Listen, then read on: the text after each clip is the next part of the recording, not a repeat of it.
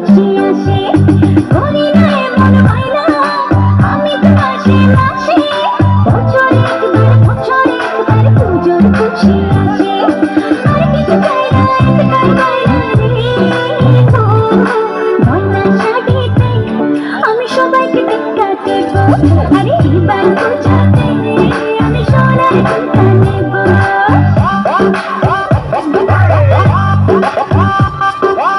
ঝুমকা ঝুমকা সোনার ঝুমকা রাখবো তোমার বায়না গো, সোনার অঙ্গে সোনার গয়না আমি তোমার আয়না গো।